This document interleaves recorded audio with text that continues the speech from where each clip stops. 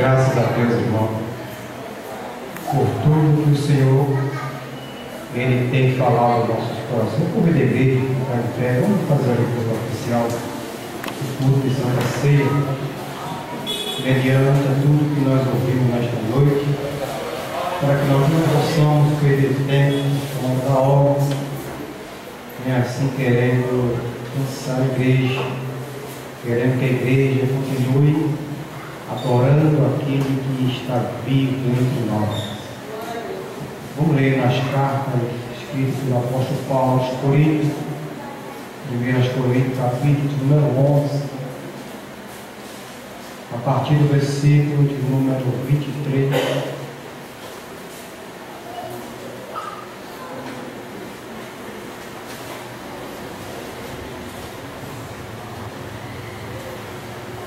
Vamos ler todos, em nome de Jesus. Quem trouxe a Bíblia,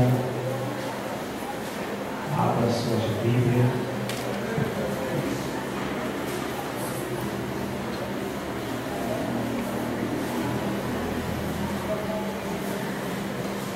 Para que nós possamos, nesta noite. Amém? Amém. 1 Coríntios, capítulo 11, versículo 23 e diante, diz: pois recebi do Senhor o que também entreguei a vocês. Isso é a tradução da minha Bíblia do Novo Mundo. Que o Senhor Jesus, na noite em que foi traído, tomou o pão e, tendo dado graça, o partiu e disse: isto é o meu corpo, que é dado em favor de vocês. Faça isto em memória de mim. Da mesma forma, depois da ceia, ele tomou o cálice e disse: este cálice é a nova aliança no meu sangue. Faça isto sempre que eu beber em memória de mim. Porque sempre que comer deste pão e beber deste cálice, vocês anunciaram a morte do Senhor até que ele venha. Portanto, todo aquele que comer o pão ou beber o cálice do Senhor indignamente será culpado do corpo e do sangue do Senhor. Versículo 28. Examine-se cada um a si mesmo, então coma do pão e beba do cálice. Vamos orar. Santo Deus e eterno Pai, em nome de Jesus Cristo, por neste momento, estamos aqui te agradecendo, Deus, por mais um mês e por mais uma oportunidade que deste a cada um de nós. Ajude a igreja, ajude cada um de nós a caminhar mais uns dias à tua presença.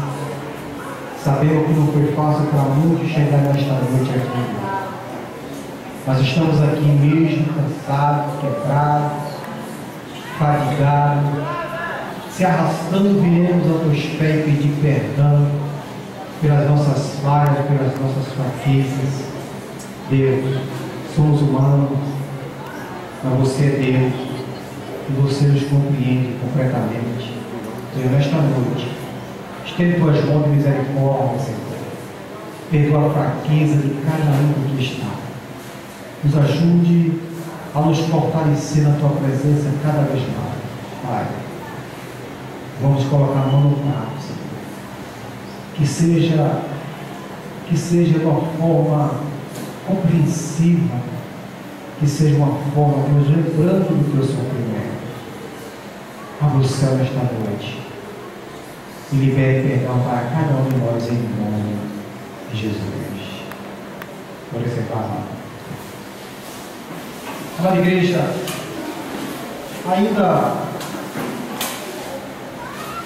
meditando em tudo que nós ouvimos, no recado que Deus aqui nos deu, gostaria de compartilhar com a igreja alguns textos que se encontram no livro de Salmo 51, se não quiser acompanhar, fala a respeito do arrependimento de Davi. Sabemos que o arrependimento é uma forma a qual o homem ele encontra para poder se encontrar com o Senhor em salvação.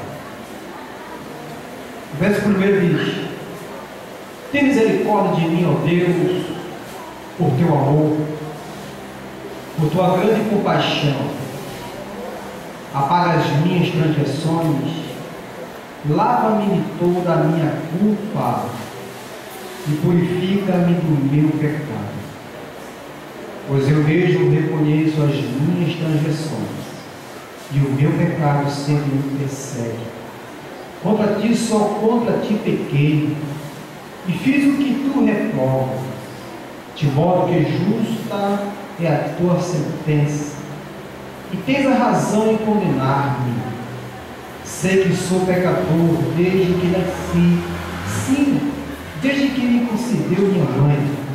Sei que deseja a verdade no íntimo e no coração ensinas a sabedoria.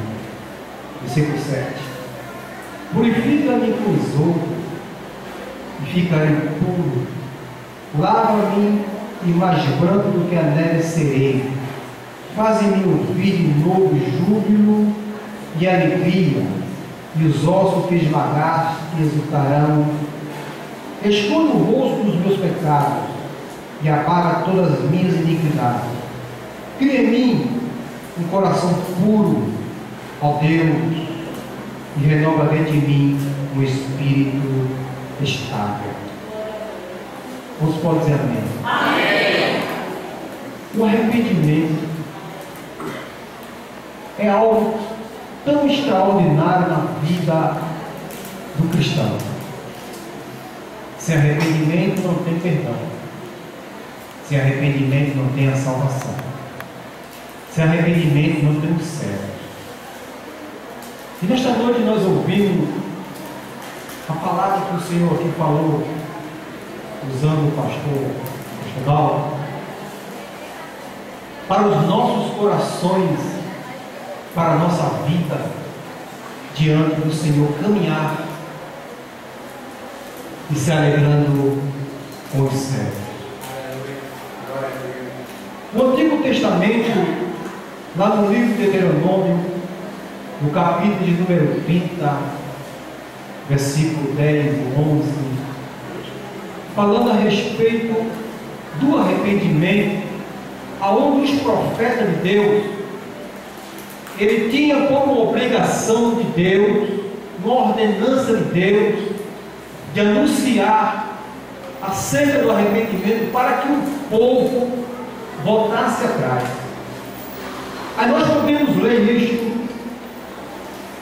para poder, nesta noite, ter uma compreensão daquilo que nós fizemos ontem, daquilo que nós fizemos hoje, daquilo que nós fizemos chegando à noite, até chegar neste lugar. Porque Deus, jamais Deus ele quer condenar o homem. Deus quer que o homem reconheça e volte daquilo que estava pensando em fazer. Misericórdia para quem se arrepende. O versículo 10 diz assim: se vocês obedecerem ao Senhor, o seu Deus, e guardarem os seus mandamentos e decretos que estão escritos neste livro da lei, e se vocês se voltarem para o Senhor, o seu Deus, e de todo o coração e de toda a alma, versículo 11, o que hoje estou ordenando a vocês não é difícil fazer, nem está além do seu alcance. Não é difícil fazer e nem está além dos nossos alcances. Porque nós sabemos, igreja, que nós pecamos por pensamentos, por obras e por palavras.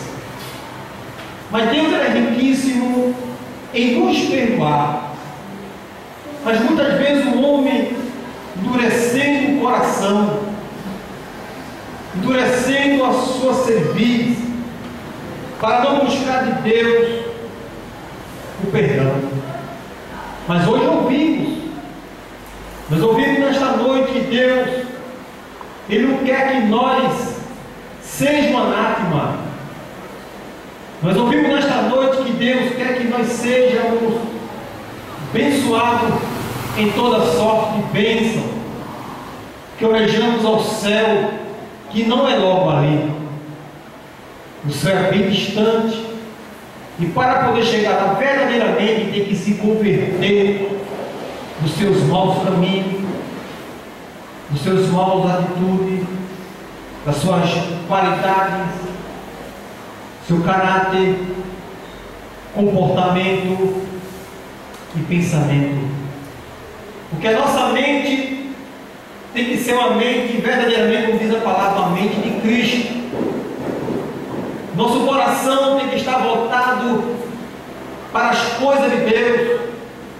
Porque muitas vezes falamos aquilo que está no coração.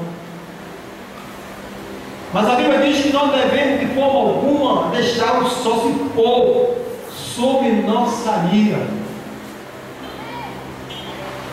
Porque uma andorinha pode até rodear sobre nossa cabeça, mas de forma alguma ela pode pousar e fazer mal. Porque o inimigo, irmão, ele vive de redor, bramando, assim como estava tentando nosso Senhor Jesus Cristo lá no deserto, de uma maneira a qual Jesus estava fisicamente debilitado, com fome, com sede, o inimigo achando que naquela forma ele iria vencer, mas não conseguiu, porque Jesus estava pelo Espírito. E quem está pelo Espírito jamais será condenado, como disse o apóstolo Paulo lá no livro Romano 8, diz: nenhuma condenação há para aquele que está em Cristo Jesus. Porque quem está em Cristo, ele tem que ser uma verdadeira criatura.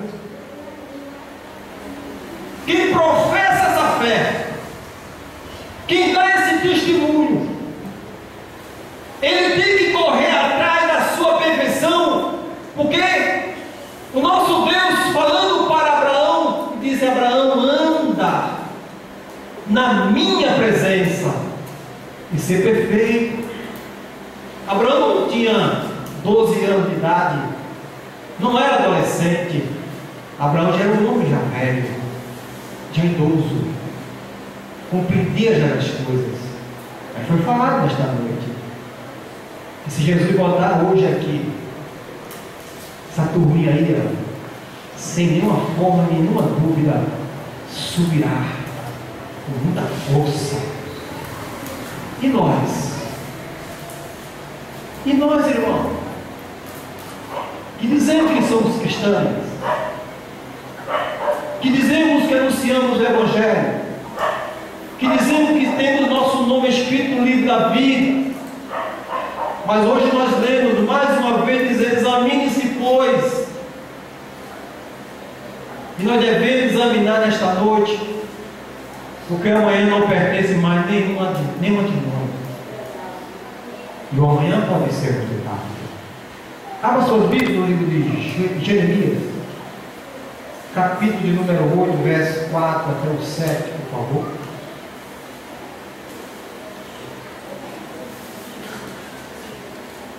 Diga a eles assim, diz o Senhor: quando os homens caem, não se levantam mais.